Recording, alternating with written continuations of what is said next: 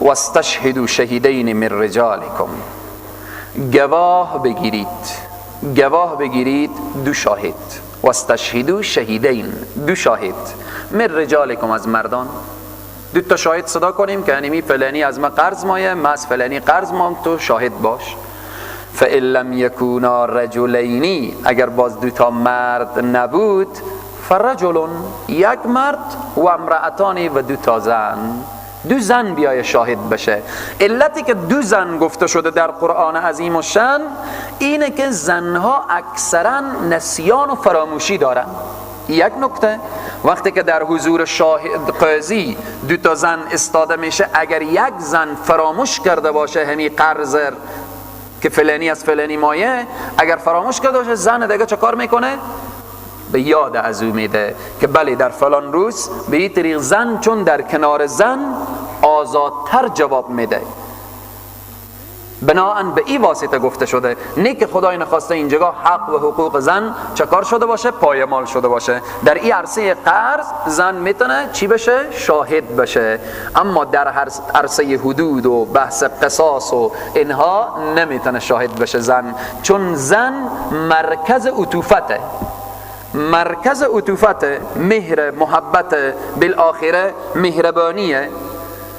هر طفلی که از آغوش مادر دور میشه واقعا او وقت بزرگ میشه تا اندازه او عطوفت و مهر و مادری که در وجود از او نباشه خشنتر به بار میآیه.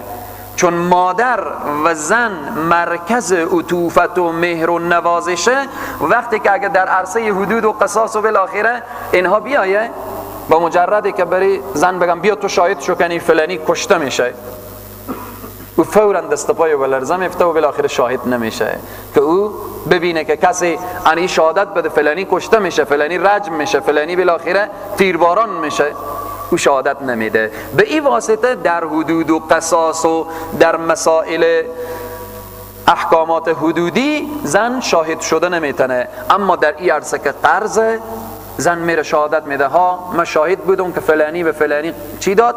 قرض داد، الانم فلانی از فلانی چقدر میخواهد. یعنی می آیه اشاره میکنه که فرجل، پس یک مرد باشه به سر از این معامله قرض، و امرأتانی، و دو تا زن باشه. ممن ترضون من الشهدا، این شاهدا که یا دو تا مرد باشه یا یک مرد دو تا زن باشه، از کسی باشه، کسانی باشه که اونا راضی باشن دیگه.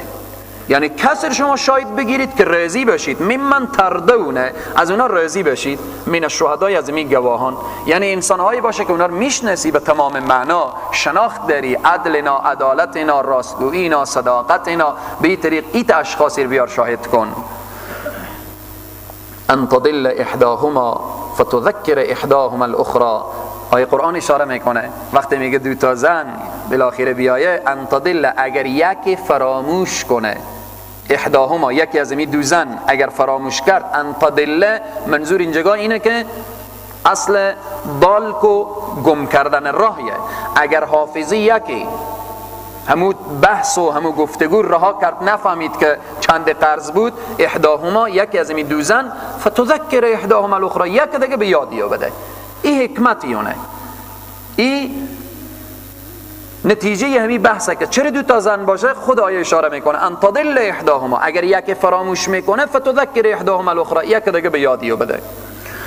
ولا یأبى الشهداء اذا ما دعوا، ابا نورزن، انکار نکنن شهدا، همین گواهان، همین شاهدا، اذا ما دعوا، وقتی که خواسته شوند.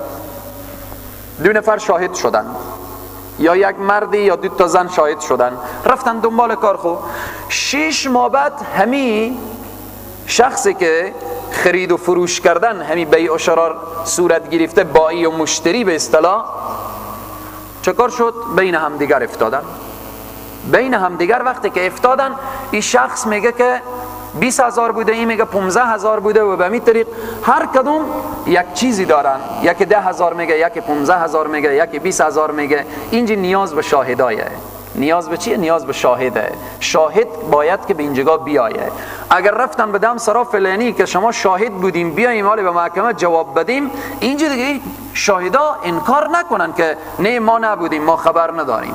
به این طریق نص سری قرآن ولا یأبى الشهداء انکار نکنن اینایی که شاهد شدن اذا ما دعو وقتی که خواسته شدن.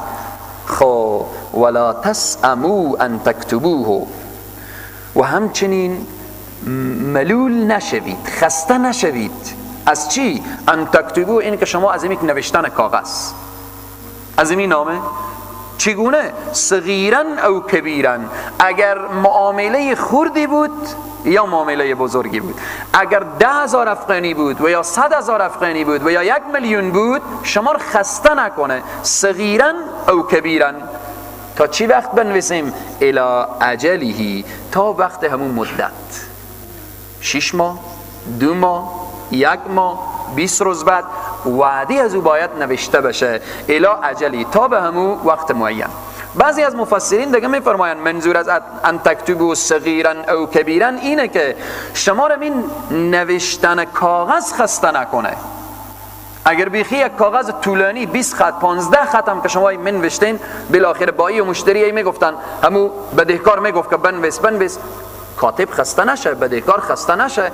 به این طریق پس بیع و شرایی که قرضی که چی کم باشه و چی زیاد، و یا کاغذی که چی طویل باشه و چی مختصر، شما خسته نکنه.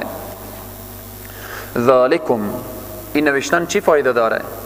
ذالکم، همین نوشتن شما، همین کتابت شما، اقسط عند الله، این چه کاره؟ این با انصافتره عند الله، به نزد خدای تبارک و تعالی. یعنی حق به حقدار درست و صحیح میرسه.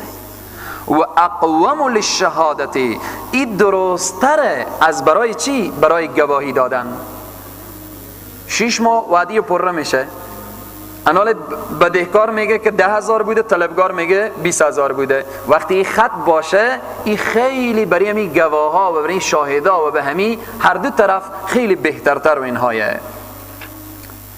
و اقوم للشهادتی، ای درستره و صحیحتر از برای شهادت. و ادنا الا ترتابو، ای چیه؟ همین کتابت نزدیکتره الا ترتابو، از این که شما رو به چی بندازه؟ الا ترتابو، که شما رو به شک نیندازه. این فایده هایونه به نزد خدا ارزش داره، چون بین دو برادر مسلمان دعوا نمی آیه. از این که شما شاهد بگیریم و گواه بگیریم و او شاهد و گواه روزی نباشن، شما خطر بنویسیم، این خیلی بهتر تره. نتیجه دیگه اینه که الا ترتابو، شما به شک نمی افتیم. فوراً سر وعدیو که میرسه بالاخره به شک.